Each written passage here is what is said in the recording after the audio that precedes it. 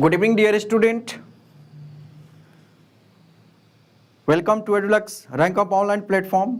Technical issue होने की वजह से आप लोगों का क्लास थोड़ा लेट से स्टार्ट हो रहा है। Yes, Aarti Pal, Harsh Saini, Hridayansh, Karishma, Kumkum, Mohammad Rihan, Mona Singh, Sonu Bora, Sudhanshu Kumar, very good evening to all of you. और आई थिंक मेरी आवाज़ सुनाई दे रही होगी सबको ठीक से।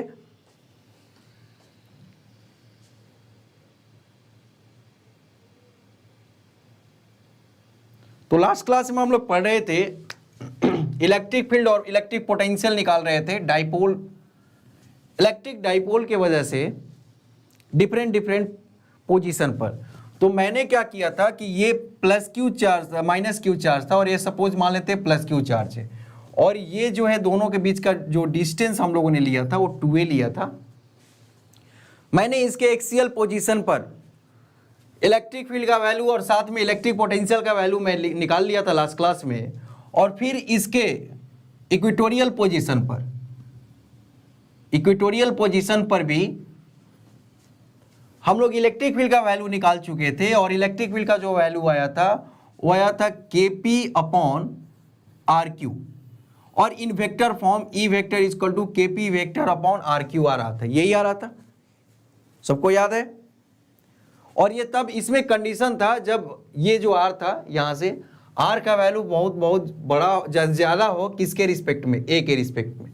तो इस पार्टिकुलर कंडीशन में जो इलेक्ट्रिक फील्ड का वैल्यू आ रहा था इक्वेटोरियल पोजीशन पर, वो कितने के बराबर आ रहा था? Mohammad Rihan, sir entrance exam कब होगा जेई का? फेब में, जनवरी में।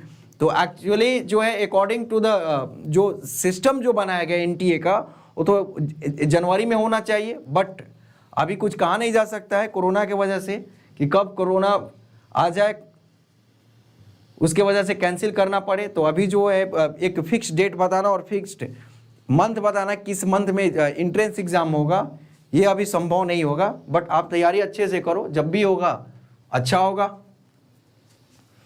तो जो इलेक्ट्रिक फील्ड का वैल्यू हम लोग का निकाला था, और यहां पर माइनस लगाना नहीं बोलना कभी भी, क्योंकि ये जो इलेक्ट्रिक फील्ड का डायरेक्शन था वो जस्ट मोमेंटम के डायरेक्शन, जो डाइपोल मोमेंट था उसके ऑपोजिट डायरेक्शन में था। तो इलेक्ट्रिक फील्ड इधर था और यहां पर P वेक्टर ऐसे था।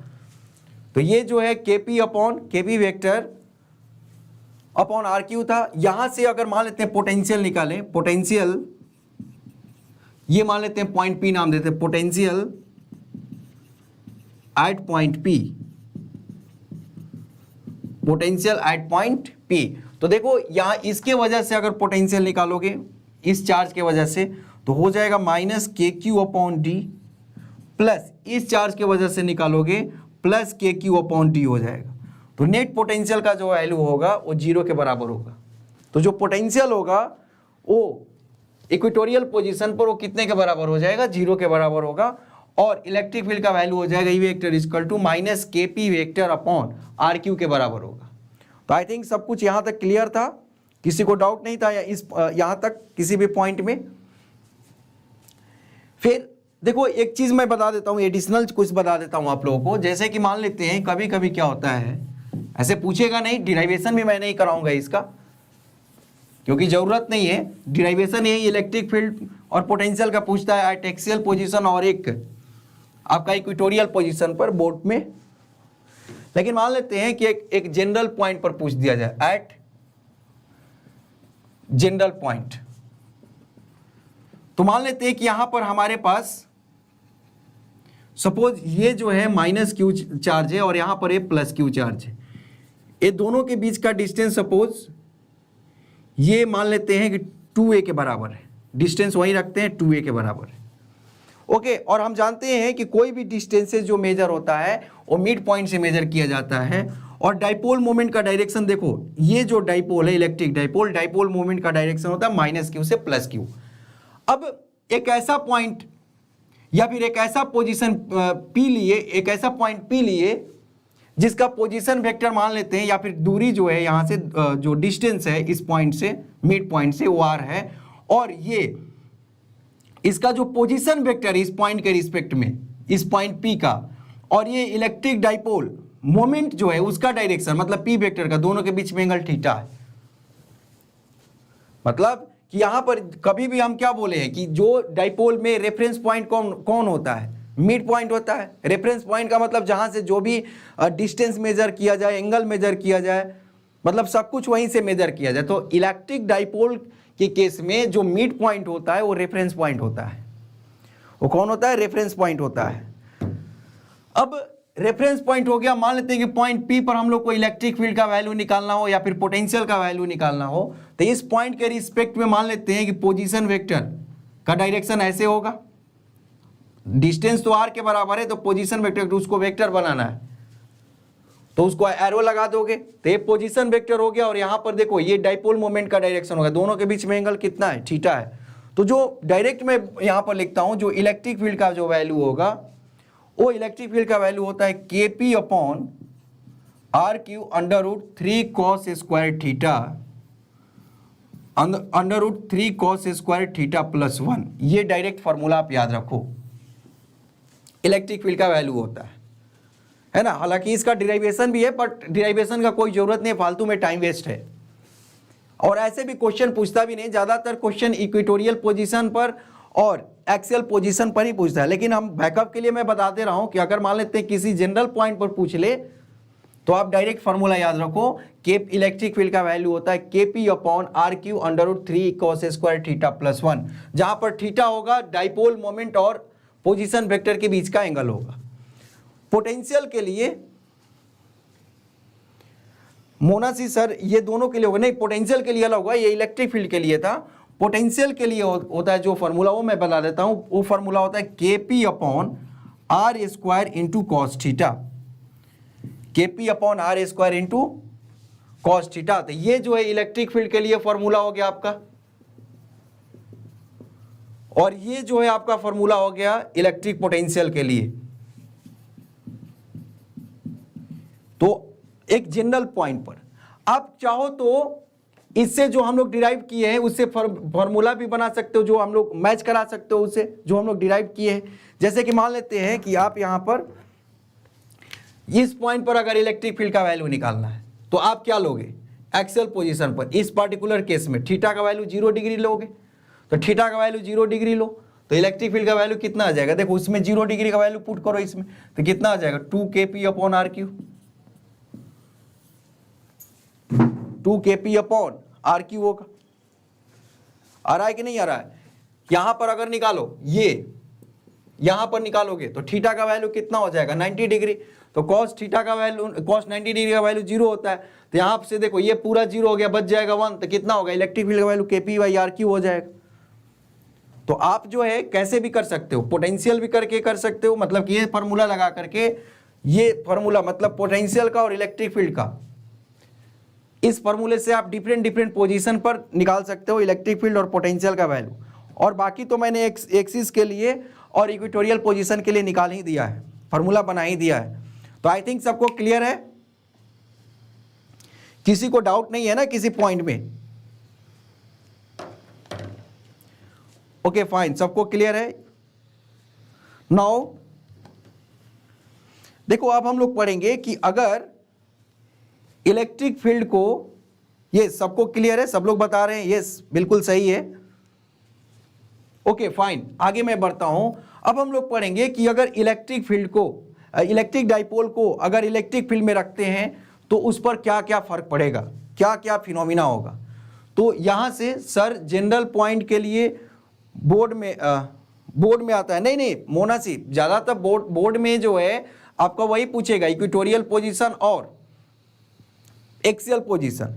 ये कभी मान लेते हैं बैकअप के लिए आपको बता दिया कि मान लेते किसी ने बोला कि यार इतना एंगल बना करके एक पॉइंट है, अब बताओ इतना एंगल बना करके पॉइंट है, उस पॉइंट पर इलेक्ट्रिक फील्ड का वैल्यू निकालो या फिर पोटेंशियल का वैल्यू निकालो। तो उसके लिए मैंने आपको बैकअप के लिए बता दिया कि जरूरत पड़े तो ये यूज कर लेना।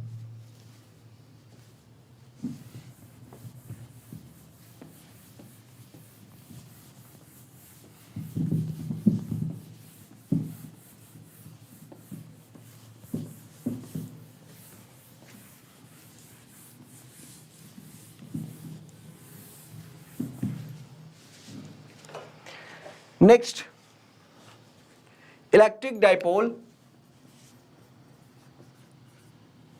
अब इलेक्ट्रिक डाइपोल को हम लोग प्लेस्ड करते हैं कहां पर? इलेक्ट्रिक फील्ड में, एक्सटर्नल इलेक्ट्रिक फील्ड में। इलेक्ट्रिक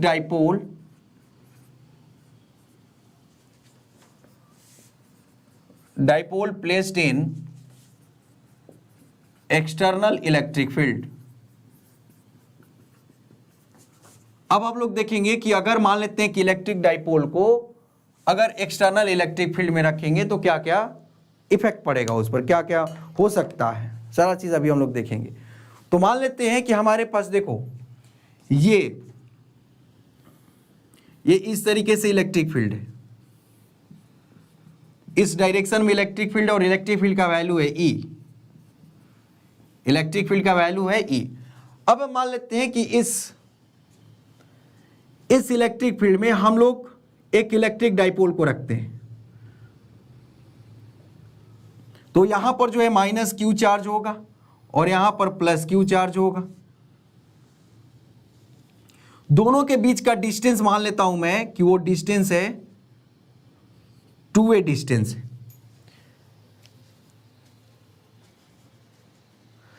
ओके, तो ये मोहम्मद रिहान बाहरी बेदोत 4, ओके फाइन।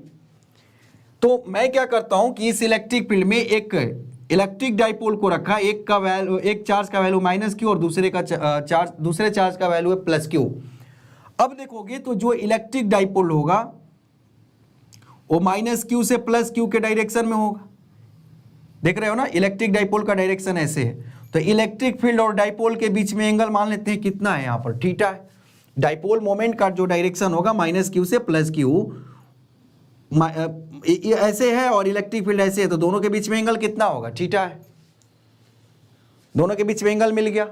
अब यहां से देखोगे तो ये पार्टिकुलर ये इस पर फोर्स लगेगा ऐसे, F equal to Q E, और इस पर जस्ट उसके अपोजिट लगेगा F equal to Q E, क्योंकि ये निगेटिव चार्ज है। तो हम बताए हुए हैं कि अगर एक्सटर्नल इलेक्ट्रिक फील्ड में अगर किसी भी चार्ज को रखेंगे तो उस पर फोर्स लगेगा, और उस फोर्स का वैल्यू होगा चार्ज इनटू इलेक्ट्रिक फील्ड, क्योंकि इलेक्ट्रिक फील्ड होता है वो यूनिट पॉजिटिव चार्ज पर लगने वाला फोर्स होता है। तो क्यू चार्ज पर कितना लगेगा, क्यू इंटू ई। अगर चार्ज पॉजिटिव रहा तो इलेक्ट्रिक फील्ड के डायरेक्शन में, जबकि चार्ज निगेटिव रहा तो इलेक्ट्रिक फील्ड के अपोजिट डायरेक्शन में फोर्स लगेगा। वही चीज यहां पर है। तो देखो अगर मान लेते हैं कि चार्ज पॉजिटिव है तो इस पर फोर्स लगेगा इधर F equal to Q E, और ये निगेटिव चार्ज है तो फोर्स ऐसे लगेगा। तो ये पूरे सिस्टम पर, पूरे इलेक्ट्रिक डाइपोल को हम लोग क्या करते हैं, पूरे इलेक्ट्रिक डाइपोल को एक सिस्टम मानते हैं। तो ये पूरे सिस्टम पर देखो जितना फोर्स इधर लग रहा है उतना ही फोर्स उसके जस्ट अपोजिट में लग रहा है। इसका मतलब ये है कि नेट फोर्स का वैल्यू क्या होगा, 0 के बराबर होगा। तो सबसे पहले हम लोग ये पॉइंट लिख लेते हैं, when A electric dipole placed in electric field,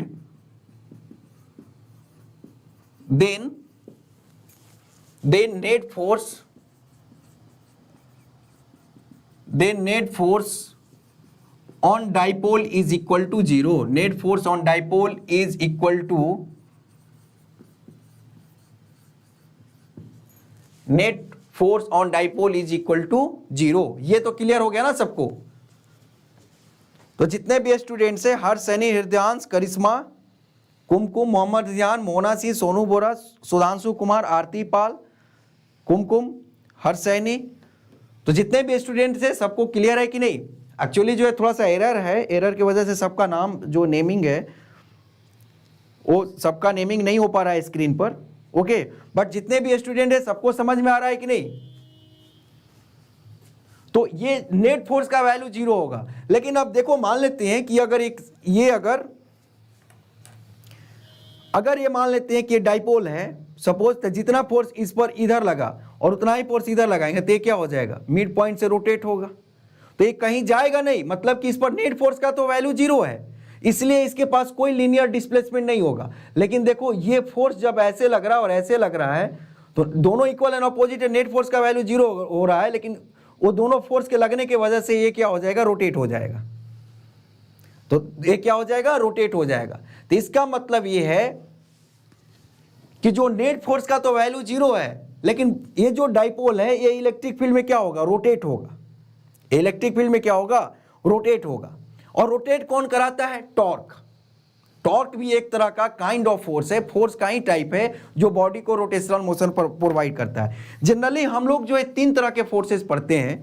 ये एक हो गया आपका जो है सिंपल वाला फोर्स जो बॉडी को लीनियर मोशन प्रोवाइड करता है।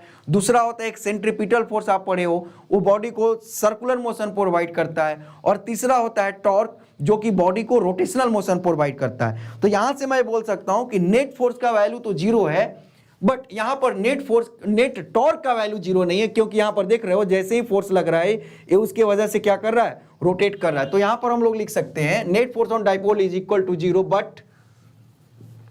But net torque on dipole is not equal to 0, not equal to 0।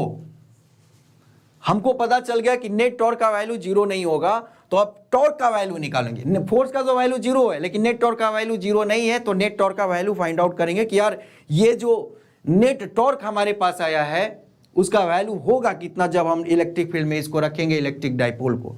तो यहां पर लिख सकते हैं now the value of torque.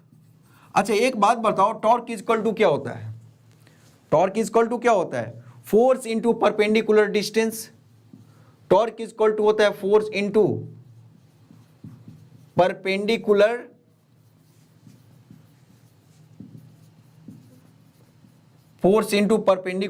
Distance, force into perpendicular distance. ये देखो, अब चलो इसको हम लोग क्या करते हैं कि जब ये तो साफ साफ दिख रहा है कि जब ऊपर में इसके अपर पार्ट पर एक फोर्स लगेगा ऐसे, और इसके नीचे इसके लोअर पार्ट पर एक फोर्स लगेगा नीचे, तो ये बॉडी जो है ये मिड पॉइंट के अबाउट क्या करेगा, रोटेट करेगा। तो ये जो एक्सिस ऑफ रोटेशन कहां से पास करेगा, बीच से पास करेगा। तो जो टॉर्क इक्वल टू हम फोर्स इंटू परपेंडिकुलर डिस्टेंस लिखे हैं, ये परपेंडिकुलर डिस्टेंस कहां से होगा, फ्रॉम पॉइंट ऑफ रोटेशन या फिर axis of rotation, from axis of rotation या फिर पॉइंट ऑफ रोटेशन भी हो सकता है। तो यहां से देखो ये पॉइंट या एक्सिस यहां से पास कर रहा है और ऐसे रोटेट कर रहा है, ऐसे क्या कर रहा है, ऐसे रोटेट कर रहा है। अब यहां पर क्या करते हैं कि देखो इस फोर्स की वजह से टॉर्क निकालते हैं। तो ये देखो परपेंडिकुलर डिस्टेंस यही होगा, ये फोर्स अगर मैंने पीछे किया तो ये इस पॉइंट के अबाउट रोटेट कर रहा है, तो ये फोर्स है पूरा, देखो लाइन पूरा कंसीडर किया जाता है, लाइन ऑफ एक्शन पूरा फोर्स का कंसीडर कर सकते हैं।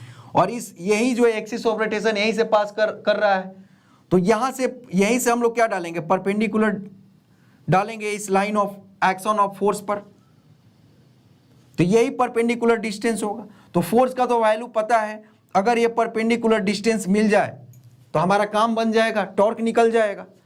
तो आई थिंक सबको क्लियर है यहां तक। तो देखो यहां पर हम लोग क्या कर सकते हैं कि ये देखो मैं ट्रायंगल बनाता हूं ऐसे ऐसे, और ये आपको चाहिए, ये मान लेते हैं कि एक से ये परपेंडिकुलर डिस्टेंस है, परपेंडिकुलर डिस्टेंस इसको हम लोग बोलते हैं, यही चाहिए हमको। ये अगर ये थीटा है तो ये वाला भी थीटा होगा अल्टरनेट एंगल से, देख रहे हो ना कि ये थीटा है तो ये आपका थीटा होगा अल्टरनेट एंगल से। ये पूरा 2a है तो ये आधा हो जाएगा, बीचों बीच मिड पॉइंट्स के अबाउट रोटेट कर रहा है ना, तो ये आधा हो जाएगा, कितना हो जाएगा, a के बराबर होगा। अब देखो साइन थीटा इक्वल टू हो जाएगा, साइन थीटा इक्वल टू होता है perpendicular by hypotenuse, perpendicular x है, हाइपोटेनस कितना है, a है, तो x इक्वल टू कितना हो जाएगा, a साइन थीटा। तो यहां पर जो है एक फोर्स की वजह से अगर हम टॉर्क निकालें तो देखो यहां पर नेट टॉर्क निकालेंगे तो दो फोर्स लग रहा है ना, दो टॉर्क लग रहा है ना, दो फोर्स लग रहा है तो दो टॉर्क होगा, दो फोर्स लग रहा है तो दो टॉर्क होगा। तो यहां से देखो ये वाला जो फोर्स है ये भी देखो ऐसे, ए भी ऐसे घुमाना चाह रहा है और ए भी ऐसे घुमाना चाह रहा है, मतलब कि दोनों एक दूसरे को सपोर्ट कर रहा है, दोनों क्लॉकवाइज में घुमाना चाह रहा है, दोनों सेम डायरेक्शन में घुमाना चाह रहा है ना, दोनों सेम डायरेक्शन में घुमाना चाह रहा है, इसका मतलब टॉर्क का डायरेक्शन दोनों फोर्स की वजह से क्या होगा, सेम होगा। तो दोनों के चलते टॉर्क निकाल करके जोड़ेंगे तो नेट टॉर्क इक्वल टू हो जाएगा tau 1 plus tau 2। Net torque equal to कितना हो जाएगा, टाउ 1 प्लस टाउ 2। तो टाउ 1 का जो वैल्यू होगा फोर्स इंटू परपेंडिकुलर डिस्टेंस होगा। ओके, तो tau 1 is equal to force, force का वैल्यू है क्यू ए, परपेंडिकुलर डिस्टेंस कितना है, देखो परपेंडिकुलर डिस्टेंस अभी हम लोग निकाले हैं कितना, ए साइन थीटा। अरे बोलो समझ में आया क्या? तो एक फोर्स के वजह से टॉर्क आ जाएगा कितना, क्यू ई इंटू ए साइन थीटा। ये देखो इसके वजह से भी अगर मान लेते हैं कि यहां से परपेंडिकुलर डालोगे तो सेम, दोनों तो सिमिलर फोर्स है, यहां से भी परपेंडिकुलर डिस्टेंस डालोगे तो ए साइन थीटा के बराबर होगा। कितने के बराबर होगा, ये साइन थीटा के बराबर होगा। तो टाउ 2 अगर भी निकालोगे तो वही वो भी क्यू ई ए साइन थीटा के बराबर हो जाएगा। टाउ 2 इज इक्वल टू कितना हो जाएगा, क्यू ई ए साइन थीटा के बराबर होगा। आई थिंक सबको क्लियर है। तो यहां से अगर आप नेट टॉर्क निकालोगे तो क्यू ई ए पहला फोर्स की वजह से टॉर्क क्यू ई ए साइन थीटा, दूसरे के वजह से भी कितना हो जाएगा, क्यू ई ए साइन थीटा के बराबर होगा। यस, जितने भी स्टूडेंट्स है ये बात समझ में आ रहा है कि नहीं आ रहा है? जो मैं बोला यहां तक समझाया टॉर्क के बारे में, टॉर्क इज इक्वल टू होता है force into perpendicular distance, perpendicular distance निकाला, फिर जो है फोर्स से मल्टीप्लाई किया, दोनों के वजह से बोला कि टॉर्क सेम डायरेक्शन में होगा इसलिए मैंने जोड़ दिया, और दोनों के वजह से जो टॉर्क का वैल्यू होगा वो भी सेम होगा क्योंकि परपेंडिकुलर डिस्टेंस तो सेम है ही, साथ में फोर्स का भी वैल्यू सेम है। तो आई थिंक ये पहला के वजह से जो क्यू ई ए साइन थीटा हुआ तो दूसरे के वजह से भी कितना हो जाएगा, क्यू ई ए साइन थीटा के बराबर होगा वैल्यू। तो ये बताएं, अगर सब सर जितने भी स्टूडेंट्स हैं सबको क्लियर है तो अभी बताएं, और साथ में कोई डाउट हो किसी पॉइंट में तो अभी मेरे से पूछे, किसी भी पॉइंट में किसी को दिक्कत हो तो भी पूछे, तभी हम आगे बढ़ूंगा मैं। और एक्चुअली जो मैंने पहले भी बताया कि स्क्रीन पर जो है कुछ एरर होने की वजह से, टेक्निकल इशू होने की वजह से सबका जो नेम है मेरे को नहीं दिख पा रहा है स्क्रीन पर, इसलिए स्टूडेंट से पार्टिकुलरली मैं नाम लेकर के पूछ नहीं सकता हूं। तो आप लोग खुद से बताओ कि अगर किसी को डाउट हो, मोना सी डायग्राम बता दीजिए प्लीज। तो देखो डायग्राम वही है, डायग्राम में क्या है कि इलेक्ट्रिक फील्ड है, इलेक्ट्रिक फील्ड था, उसके बाद में जो है हमने एक क्या किया, इलेक्ट्रिक डाइपोल रख दिया, ये माइनस क्यू था, ये प्लस क्यू था, इस पर जो है इधर फोर्स लगेगा F equal to Q E, इधर फोर्स लगेगा अपोजिट डायरेक्शन में क्योंकि निगेटिव चार्ज है। अब क्या होगा कि नेट फोर्स का वैल्यू जीरो होगा, तो नेट फोर्स का वैल्यू जीरो होगा तो जीरो होगा लेकिन रोटेट होगा, देख रही हो ना यहाँ पर ऐसे ऐसे, तो नेट टॉर्क का वैल्यू जीरो नहीं होगा। तो नेट टॉर्क निकालने पर अभी हम लोग वर्क कर रहे हैं, तो नेट टॉर्क निकालने पर हम लोग वर्क कर रहे हैं। तो देखो ये वाला पूरा पार्ट हमको टॉर्क निकालना है, तो पहला फोर्स की वजह से टॉर्क निकालेंगे और फिर दूसरा फोर्स की वजह से टॉर्क निकालेंगे। तो फोर्स इक्वल टू होता है, टॉर्क इक्वल टू होता है फोर्स इंटू परपेंडिकुलर डिस्टेंस। तो ये देखो ये force A line of action पूरा जो यहाँ से लेकर के यहाँ तक लेके जा सकते हैं, तो इस पॉइंट के अबाउट, मिड पॉइंट के अबाउट रोटेट कर रहा है, तो परपेंडिकुलर डिस्टेंस यही ना होगा, परपेंडिकुलर डिस्टेंस यही होगा। तो मैंने उस पूरे पार्ट को उठा करके यहाँ बना लिया। तो ये देखो थीटा था, तो ये पूरा ट्रेंगल बन रहा है, ये जो ट्रेंगल यहाँ पर बन रहा था ऐसे, ये पूरा थोड़ा सा जूम कर लिया, इसको जूम आउट कर लिया, ये थीटा एंगल था, तो ये भी एंगल कितना होगा, थीटा होगा। ये पूरा डिस्टेंस 2a था, ये कितना हो जाएगा a, तो ये पर sine theta equal to X by A, तो X equal to A sine theta. Yes, सबको क्लियर है? Okay fine. तो नेट टॉर्क इक्वल टू आप लिख सकते हो यहां से, net torque is equal to होता है, हो जाएगा 2qa sine theta, 2qea sine theta हो जाएगा। अच्छा 2 इंटू क्यू इंटू ए, इसको हम आप लोग क्या लिख सकते हो, p, क्योंकि अगर मान लेते हैं कि जो डाइपोल है इसका अगर डाइपोल मोमेंट निकालोगे तो कितने के बराबर होगा, q इंटू 2a के बराबर होगा, क्योंकि दोनों के बीच का डिस्टेंस कितना है, 2a है, दोनों के बीच का डिस्टेंस क्या है, 2a है। सब लोग बता भी रहे हैं कि p के बराबर होगा, तो यहां से लिख सकते हो pe साइन थीटा। अब यहां से देख रहे हो, पहले भी मैंने बताया था कि जो थीटा है वो इलेक्ट्रिक फील्ड और डाइपोल मोमेंट के बीच का एंगल है, मतलब P और E के बीच का एंगल है थीटा। और हम जानते हैं कि ये vector cross B vector is equal to होता है ए बी साइन थीटा। इसका जो मैग्नीट्यूड होता है कितना होता है, ए बी साइन थीटा। और जहां पर थीटा किसके बीच का एंगल होता है, ए वेक्टर और बी वेक्टर के बीच का एंगल होता है ना, ए बी साइन थीटा होता है, और जो थीटा होगा ए वेक्टर बी वेक्टर के बीच का एंगल होगा। तो यहां पर भी अगर देखोगे तो ये पी साइन थीटा आया है, वो पी वेक्टर और ई वेक्टर के बीच का एंगल है। तो हम लोग डायरेक्शन के हिसाब से और एंगल देखते हुए, यहां पर एक्सप्रेशन देखते हुए हम लोग टॉर्क इज इक्वल टू लिख देते हैं, टॉर्क इज इक्वल टू होगा P vector cross E vector. तो किसी भी अगर इलेक्ट्रिक डाइपोल को हम लोग इलेक्ट्रिक फील्ड में रखेंगे तो उस पर जो टॉर्क लगेगा वो कितने के बराबर होगा, P vector cross E vector के बराबर होगा। और उसका वैल्यू की बात करें, अगर उसका मैग्नीट्यूड की बात करें तो उसका वैल्यू होगा पी ई साइन थीटा। कितना होगा, P E sine theta.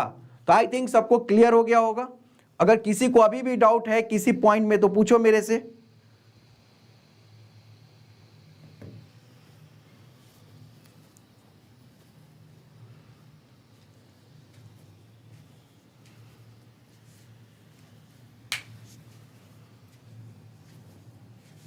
Okay, सबको क्लियर है, सब लोगों ने कॉपी कर लिया। Okay fine. Mohammad Riyan diagram please. वही डायग्राम में वही चीज समझा रहा हूं कि अगर ये देखो, ये अगर इलेक्ट्रिक फील्ड ऐसे है तो ये मान लेते हैं कि यहां पर प्लस क्यू चार्ज है और यहां पर माइनस क्यू चार्ज है। तो ये दोनों के बीच का डिस्टेंस कितना हो गया, 2a हो गया। तो इस पर फोर्स लगेगा ऐसे लगेगा ना, और इस पर फोर्स लगेगा ऐसे ना, क्योंकि ये एक पॉजिटिव चार्ज है और एक निगेटिव चार्ज है। तो पॉजिटिव होगा तो इलेक्ट्रिक फील्ड के डायरेक्शन में फोर्स लगेगा, निगेटिव होगा तो इलेक्ट्रिक फील्ड का अपोजिट डायरेक्शन में फोर्स लगेगा। सिंपल सी बात है। और यहां से देखो डाइपोल मोमेंट का डायरेक्शन होगा, पी वेक्टर का डायरेक्शन होगा ऐसे, माइनस क्यू से प्लस क्यू। इलेक्ट्रिक फील्ड ऐसे है तो दोनों के बीच में एंगल कितना होगा, कुछ एंगल होगा, मान लेते वो थीटा एंगल है। अब ये रोटेट करेगा तो ये रोटेट करेगा तो टॉर्क लगेगा, टॉर्क इज इक्वल टू होता है फोर्स इनटू परपेंडिकुलर डिस्टेंस। तो इस पॉइंट के अबाउट रोटेट करेगा तो यहां से परपेंडिकुलर डालेंगे। तो यही चीज मैंने यहां पर बना दिया है। यस मोहम्मद रियान। तो आई थिंक क्लियर हो गया होगा सबको। ओके फाइन, सब लोग कॉपी कर लिया। ओके समझ आ गया sir, very good. Next,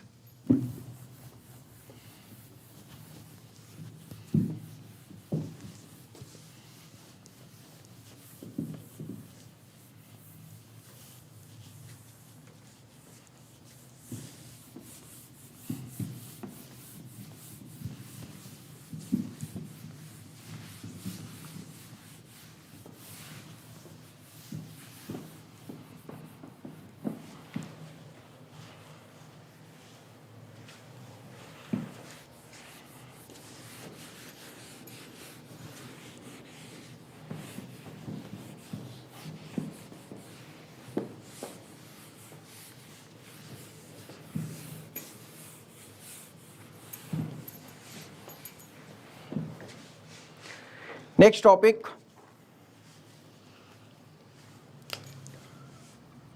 work done to rotate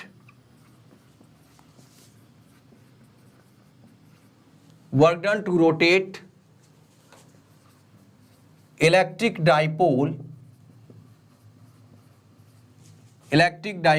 in external electric field. Work done to rotate electric dipole in external electric field. Work done to rotate electric dipole in external electric field.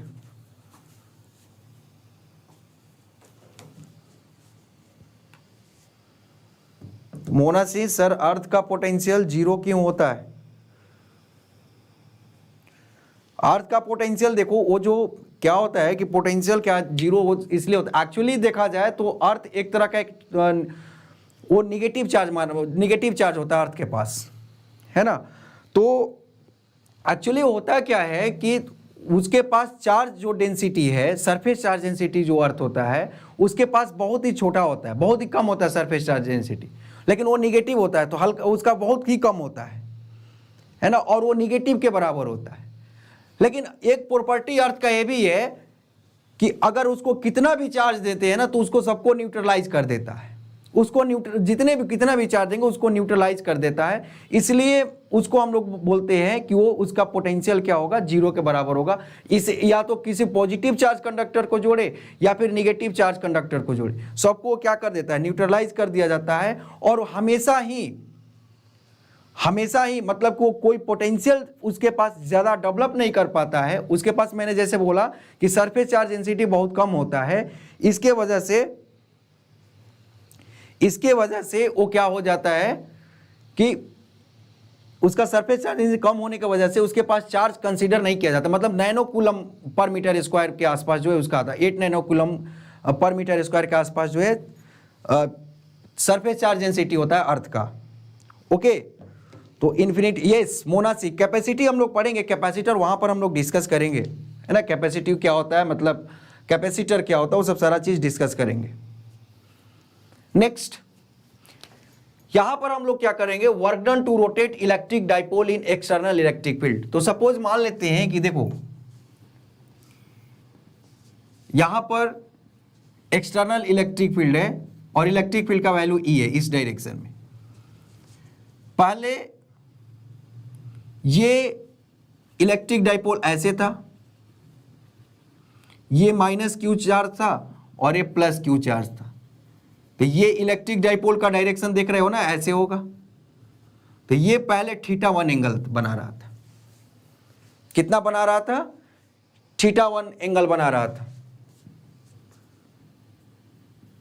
Electric field के साथ, इसका dipole moment. अब इसको क्या कर दिए कि rotate करके इतना रोटेट कर दिए कि ये माइनस क्यू चार्ज और ये हो गया प्लस क्यू चार्ज। अब ये एंगल कितना बना रहा है, θ2 बना रहा है। तो वही पूछ रहा है कि इसको रोटेट करने में कितना वर्क डन करना पड़ता है, इसको रोटेट करने में कितना वर्क डन करना पड़ा या फिर कितना करना पड़ेगा। ठीक है ना, इलेक्ट्रिक फील्ड का डायरेक्शन ई वेक्टर है ऐसे, और यहां से देखो ये माइनस क्यू चार्ज है और यहां पर क्या है, प्लस क्यू चार्ज है।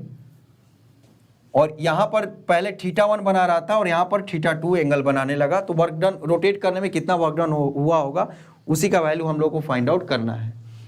तो देखो यहां पर हम लोग क्या करते हैं कि जैसा कि मैंने आप लोगों को बताया था कि work done is equal to होता है force dot displacement, force dot displacement, या फिर W is equal to F S cos theta. ये फॉर्मूला आप लोगों ने पढ़ा है। ये तब है जब बॉडी पर एक फोर्स लगे और उसमें लीनियर डिस्प्लेसमेंट हो, लीनियर डिस्प्लेसमेंट एक प्लेस से दूसरे प्लेस पर जाए। तो उस केस में, पार्टिकुलर केस में ये वर्क डन का फॉर्मूला होता है। लीनियर मोशन के केस में भी बोल सकते हैं। लेकिन यहां पर क्या हो रहा है कि रोटेट हो रहा है, तो रोटेट करने वाला फोर्स कौन है, टॉर्क है। यहां पर कौन रोटेट करेगा, टॉर्क रोटेट कराएगा पूरे सिस्टम को। तो यहां पर अगर हम वर्क डन निकालेंगे, dW is equal to torque into D theta होता है।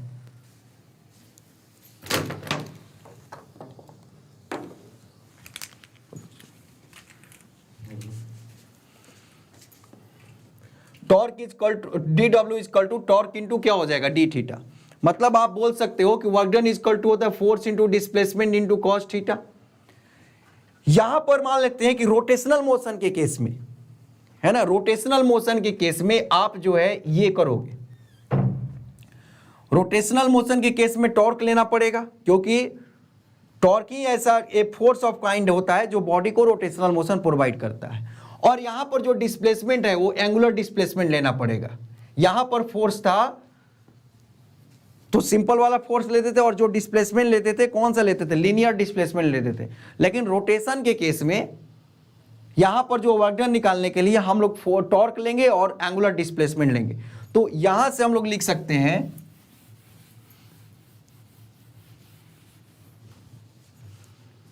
ये देखो, dW is equal to force dot torque dot angular displacement.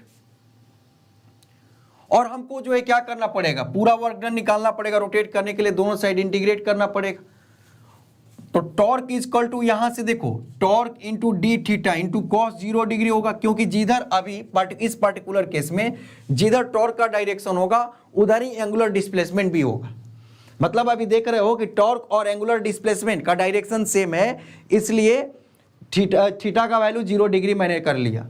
और यहां पर वेरिएबल कौन है, थीटा, कहां से कहां तक ले जाना है, θ1 से लेकर के θ2 तक ले जाना है।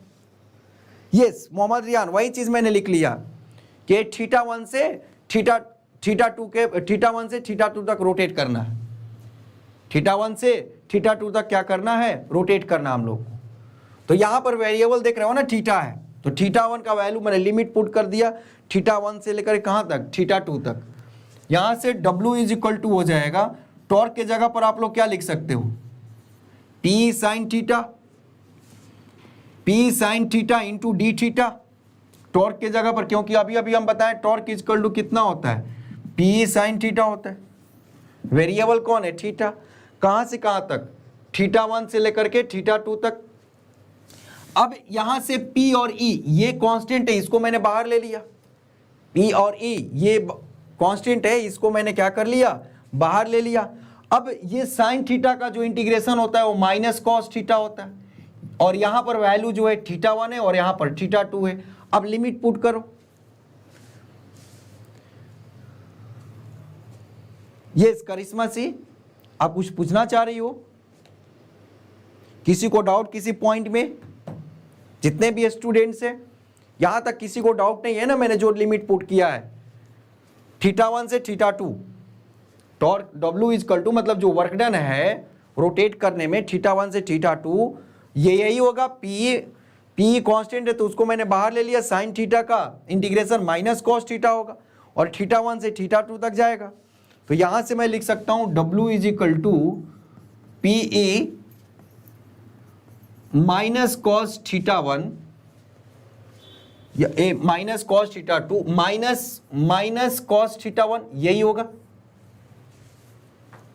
माइनस कॉस θ2 माइनस यहां पर क्या हो जाएगा, कॉस θ1। तो फाइनली जो वर्क डन का जो वैल्यू आएगा, फॉर्मूला आएगा P cos θ1 माइनस कॉस θ2 हो जाएगा। यहां से जो वर्क डन होगा वो कितना हो जाएगा, W is equal to P cos θ1 minus cos θ2 आ जाएगा।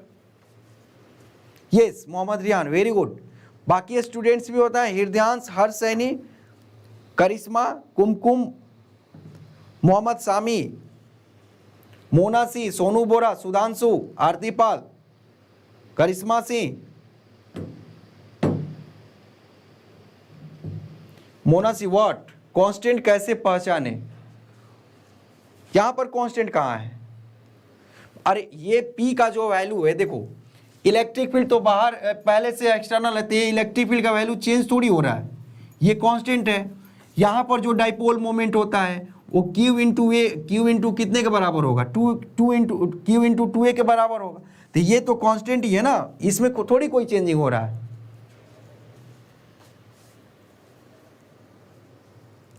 ये जो होगा वो कितने के बराबर होगा, Q इंटू 2A के बराबर होगा।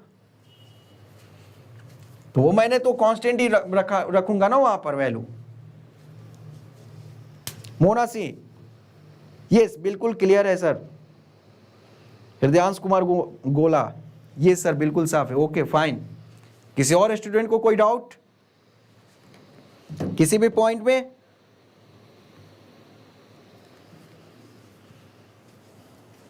चलो नेक्स्ट। सब लोग आई थिंक कॉपी कर लिया होगा इसको।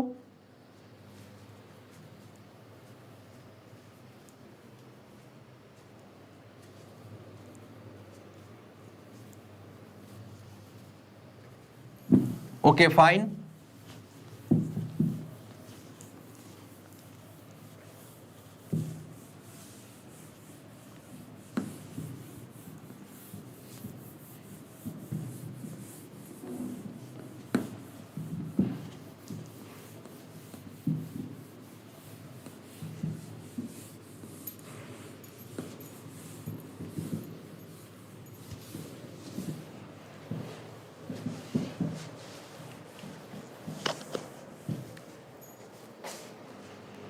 ओके, सबको क्लियर है? Done. Okay fine, next topic, potential energy of electric dipole, potential energy of electric dipole in external electric field.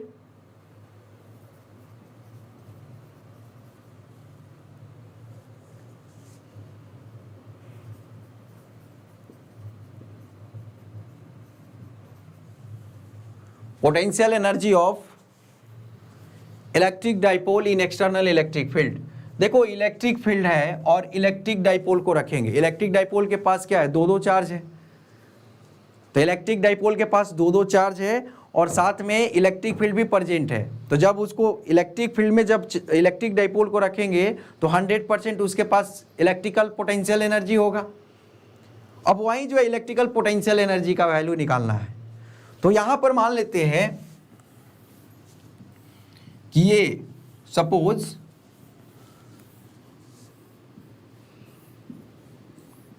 ये इलेक्ट्रिक फील्ड है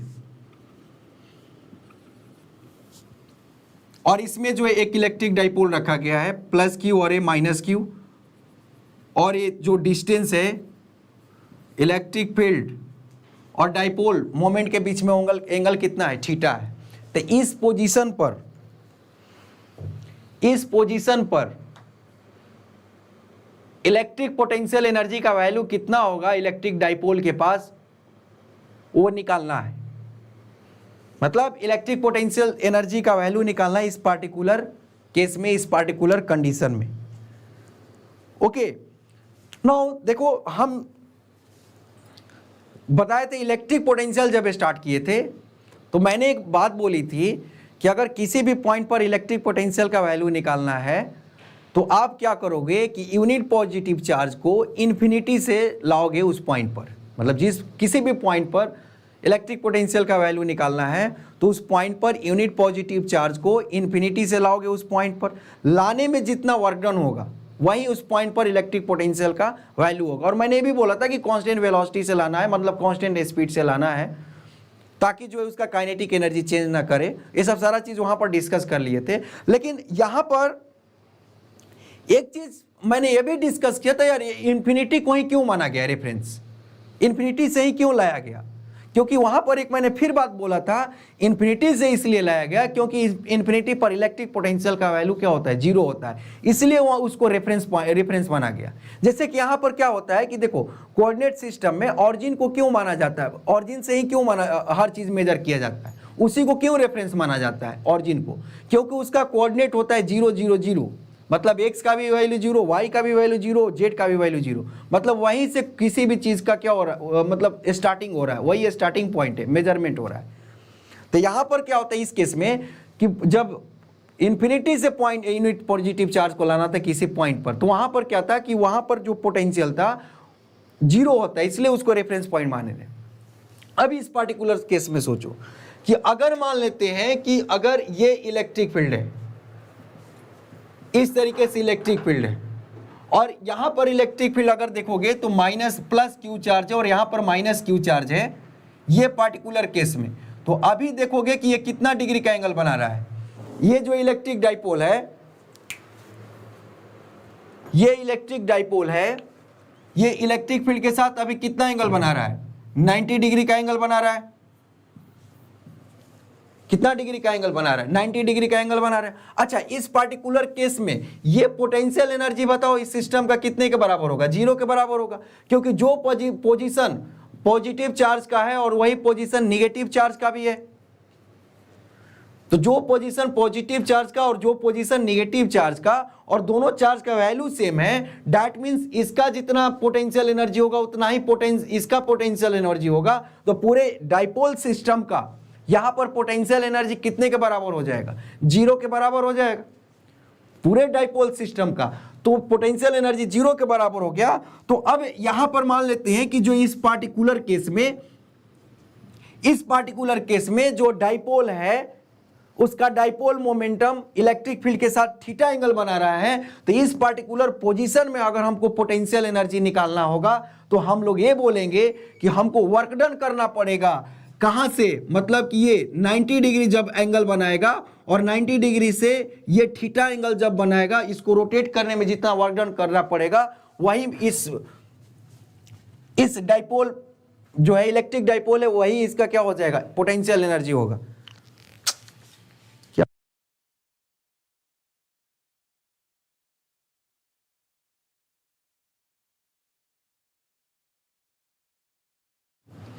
है कि नहीं? यहां से देखो, मान लेते हैं कि इस पोजीशन पर, इस पार्टिकुलर पोजीशन पर, मतलब थीटा जो एंगल बना रहे हैं इस टाइम जो है थीटा पोजीशन पर अगर रखा जाए तो कितना पोटेंशियल एनर्जी होगा वो निकालना है। तो हम लोग ये बोलेंगे कि 90 डिग्री से, मतलब एंगल 90 डिग्री से रोटेट करो, थीटा एंगल जो बनाओगे 90 डिग्री से प्लस क्यू, मतलब ये माइनस क्यू, यहां से आप रोटेट करना शुरू करो और थीटा एंगल बनाओ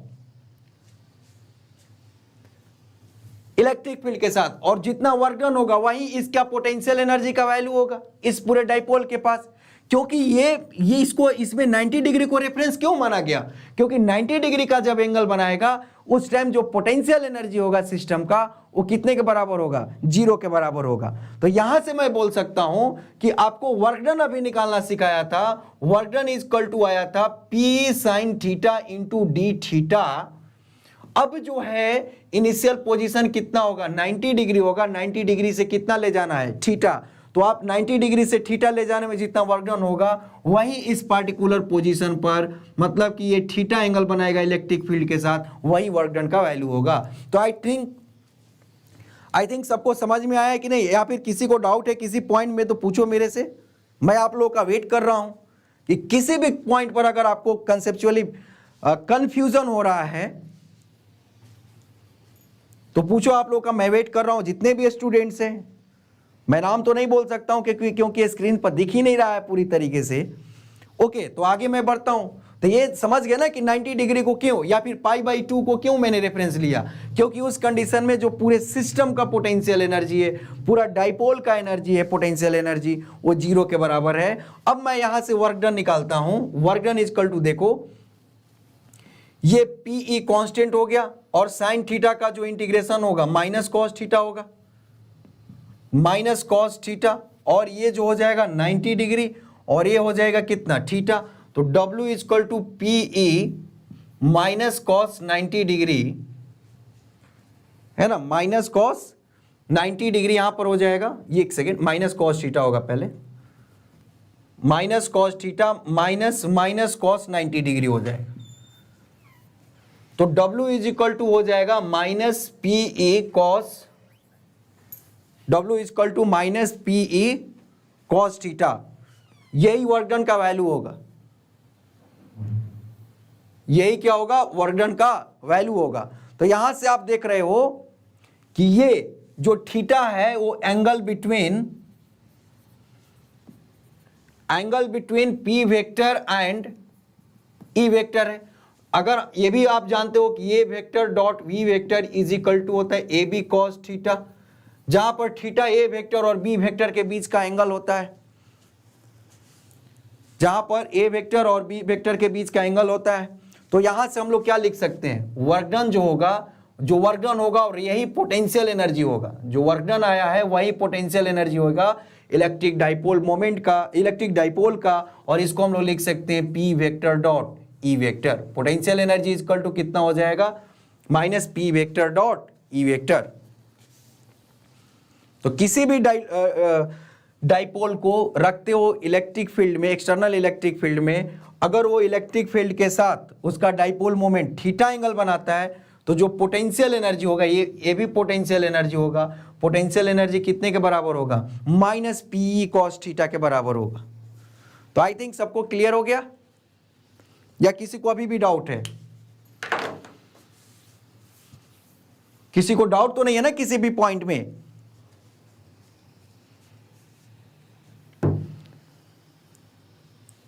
तो ठीक है डियर स्टूडेंट्स, अब जो हम लोग नेक्स्ट क्लास में मिलेंगे, और नेक्स्ट क्लास में आई थिंक इलेक्ट्रोस्टैटिक्स आपका कंप्लीट हो जाएगा, खत्म हो जाएगा। उसके बाद हम लोग कैपेसिटर स्टार्ट करेंगे। ये सर बिल्कुल क्लियर है, no doubt, no problem. Okay fine, very good, excellent, thank you so much to all of you and goodbye and good night. तो आज के क्लास में हम लोग बहुत सारा कंसेप्ट सीखे ना, इसको ध्यान रखना, याद रखना, बहुत सारा फॉर्मूला भी है, ठीक है। डी थीटा की वैल्यू, क्या कुमकुम कुछ पूछना चाह रही हो क्या? अरे डी थीटा मैंने अभी जस्ट प्रीवियस में किया था ना, डी थीटा अभी जस्ट वर्क डन निकाले थे ना, थीटा 1 से थीटा 2 रोटेट करने के लिए। कुमकुम थीटा 1 से थीटा 2 रोटेट करने के लिए अभी जस्ट इसके प्रीवियस में वर्क डन किया था ना हम लोगों ने, वही चीज तो पुट कर दिया। अब जो है 90 डिग्री से थीटा रोटेट करने में वर्क डन निकालना है। पहले थीटा 1 से थीटा 2 वर्क डन करने, थीटा 1 से थीटा 2 रोटेट करने में वर्क डन निकाले थे, अभी 90 से थीटा ले जाएंगे। ओके तो आई थिंक सबको क्लियर है, बहुत मजा आया, सब लोग बता रहे हैं आज, very good, thank you so much to all of you, good night, फिर नेक्स्ट क्लास में मिलते हैं। Okay fine.